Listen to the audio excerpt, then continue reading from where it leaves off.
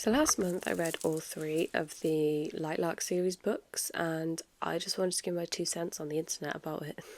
The first book, you know what? I loved it.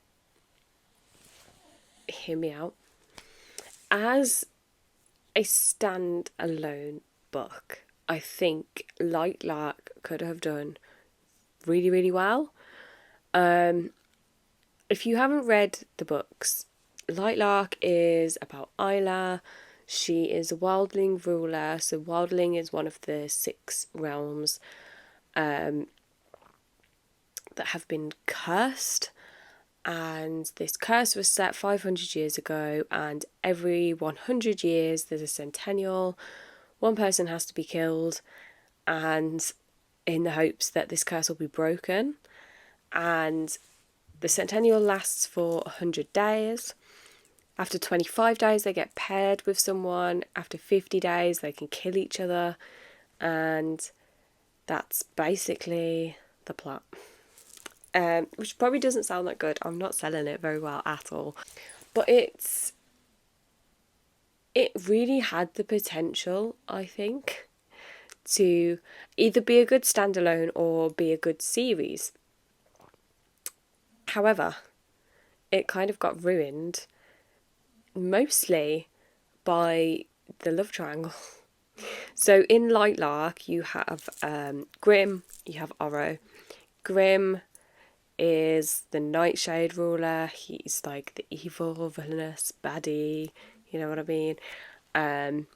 But for some reason he keeps helping Isla.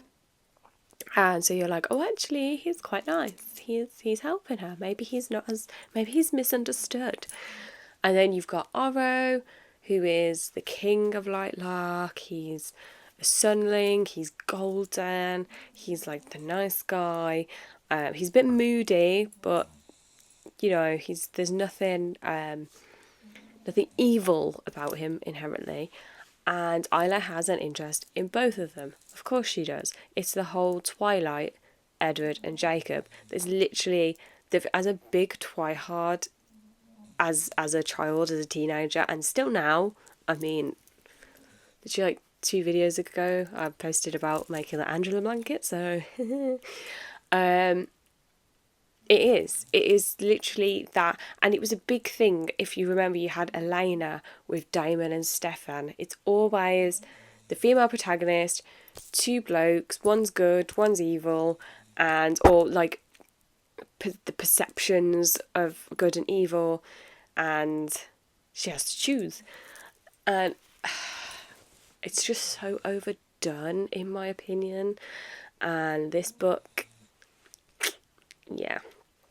So, after the first book, I don't really want to like give too many spoilers, but I am going to give some stuff away. I'm not going to give like the whole plot or anything. But after the first book, she's like betrayed by her friends. She nearly dies. She gets all this power. She spent the entirety of the first book thinking that she's powerless. And then it comes out that actually she does have power. She's half wildling, half Nightshade, and her Nightshade powers were hiding her wildling powers, but now she has access to all of them, plus all the powers to all the other realms. This is important, especially for the last book, or the last book that's out so far. I think there's going to be 5 books in total. There's 3 out at the moment. So yeah, that's going to be really important for the third book, because by the time I was reading the third book, I was just like, what? Anyway, the second book I found really jarring, because you've got so many time jumps. I felt it was that was my biggest issue, was that she's doing one thing and then all of a sudden it's like a week later and she's doing something else, and there's no explanation. There's no fluid movement into why she is now doing this. It's just, oh hey, she was on Moonling Isle, and then all of a sudden she's back in the Wildling realm, and it's like, right, okay, what? And then she gets her lynx, which turns out that was like her mother's like companion. And I did post about this on Reddit because I was like, it's just giving Fourth Wing. And I checked, and technically, Night's Bane came out before Fourth Wing. It came out like 6 months before. But when I posted about it, and I was just like, what is this? Like, it's literally just giving me Fourth Wing vibes. And I've already read Fourth Wing, so now I'm biased towards Fourth Wing being the one that has where they connect. And everybody was basically just saying that this whole series is just a case of whatever is trending in fiction is in this book, or is in this series. So that made a lot more sense to me as to why it ended up like that. But it was the fact that even how much Lynx has like a distaste for her, same as how Ten has a distaste for Violet. Like, not necessarily a distaste, but just like a, you know what I mean? Doesn't really want to be around. And they were written like I said, they came out 6 months apart, but they were written exactly the same. And I don't know, maybe because I am still relatively new to reading all these kinds of stories and stuff, so maybe it is more of a common theme in like all the other books, and all I've experienced of it is in Fourth Wing. But I really did just feel like, get a bit more original, like, oh, she has an animal that's bonded to her, will do anything that she wants. Yeah. And then what else I found really jarring was the skip between present time and the memories. And every chapter for the memories was just labelled, is it past or something? Can't remember off the top of my head.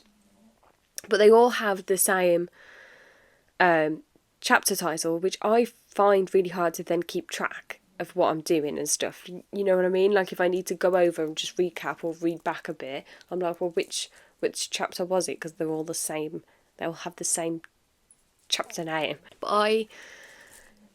I understand that obviously it was necessary, I suppose, so that we can kind of grasp more into Isla and Grimm's relationship, how they met, how all of that went down, how they ended up being married.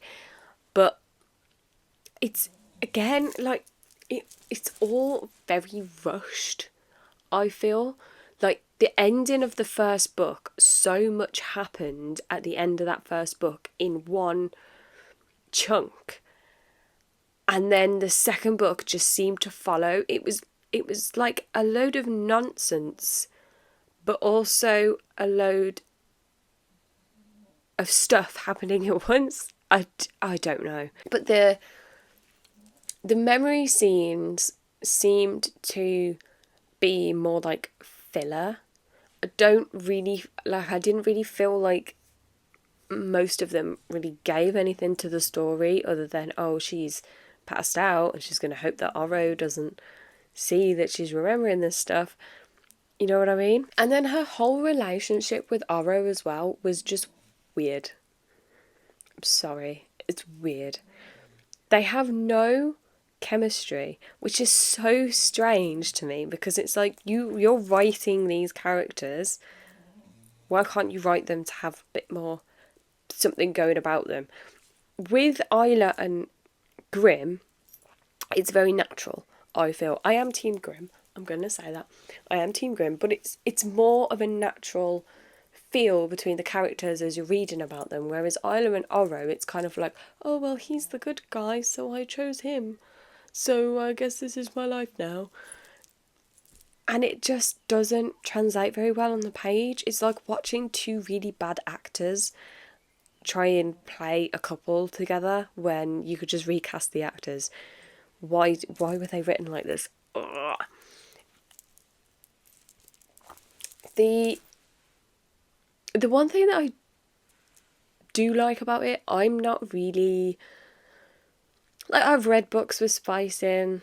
I just tend to skip the pages. It's not my thing. So I think that is something that I did quite like about Lightlark especially. And I think there was like a load of controversy when it first came out, because that's what people like to read. But for me personally, I don't care, because it's really not what I like to read books for. So that was a bonus, I guess. Oh, and then the whole thing at like the end of Night's Bane, where it's like, oh, she needs to go back to Grimm, she's gonna save everybody, but they're all gonna hate her for doing it. Like, what a typical storyline. She has to be the hero, but nobody knows she's being the hero. Do you know what I mean? It's all very, very obvious. And I mean, I'm not saying this as like a complete amateur. Like, I can't write a book, but again, it's just as somebody who reads them. My opinions. My opinions. So, yeah, when it comes to the third book, good day, Magpie. When it comes to the third book, this is where her whole, oh, she has power from every realm, is just ridiculous. It's so ridiculous. Like, oh, Isla gets herself into all these different situations, but it's okay because she's so powerful. She just, and she's out of the situation. And it just has no, like, it gets very repetitive when each time she's in a bit of a sticky situation, and it doesn't matter. Like, you're then reading it and you're thinking, oh, well, it doesn't matter because she'll just get herself out of it. Do you know what it takes away from the whole suspense. And then it seemed like there was so many situations all happening, so it was like constant bum bum bum. So it was like that was how it then ended up just being like, oh well, she had this like two situations ago and it was fine, so she'll be alright. It's like she's always gonna prevail and get through and not really meet any challenges. And her biggest challenge to her personally was, is it Oro or Grimm?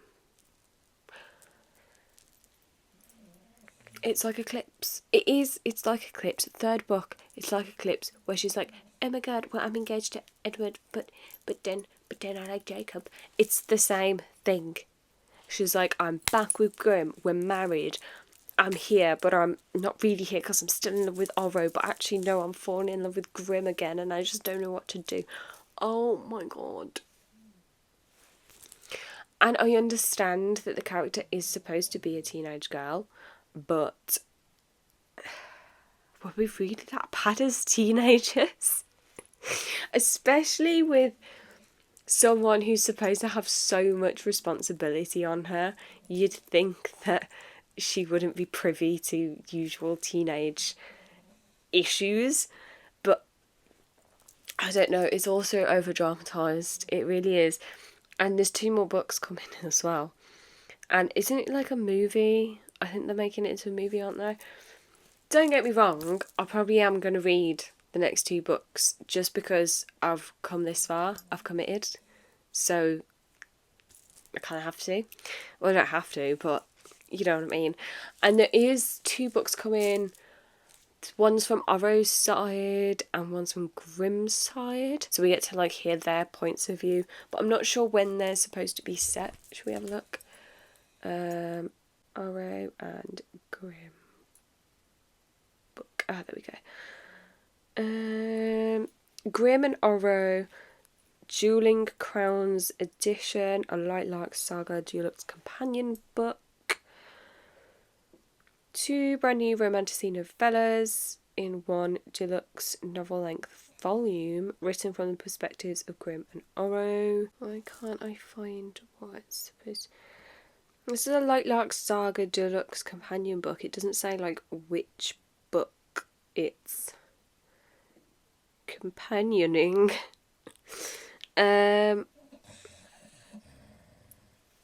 you my dog then? I don't know. I'm guessing from Lightlark, potentially. I'm not sure.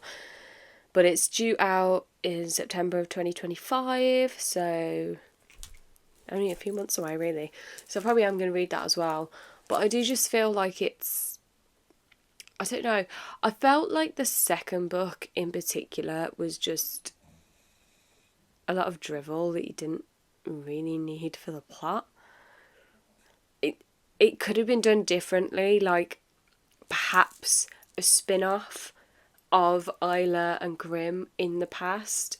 I would have rather read it like that as a spin-off novel than keep going back and forth in chapters and getting confused where I am and what's going on. That's just me though. I don't know. And I am intrigued. Like, the third book did leave on a cliffhanger that was better than the other two books. Have to admit that. But at the same time, I do also just feel like it's going to be another Isla saved herself because she's so powerful and you can't beat her, and she has all this armour now. She has the armour as well. So what she can't do with her powers, she has this magical armour that the blacksmith made her that makes her basically untouchable. So what's the point in even trying to attack her, to be honest with you? But yeah, this was my completely unasked for 2 cents on the Lightlark saga. I only made this video because I literally have no one to talk to about it, because none of my friends have read them. And it's really annoying because I told all my friends when I read Lightlark, I was like, you need to read Lightlark, it's so good. And then the next 2 books I was like, oh god, don't listen to me, don't read this. Yeah, I just wanted to get all my thoughts out about it. Probably will make some more videos about books and stuff, because I know this is a crochet channel, but I feel like we all like to read as well. It seems to go hand in hand. We're all little cosy gremlins reading our books and crocheting our blankets.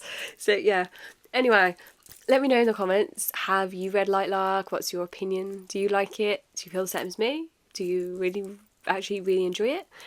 Let me know. If you like this video, please give it a thumbs up, and if you like me, hit that subscribe button please, that'd be wicked, and I'll see you in the next one. Bye.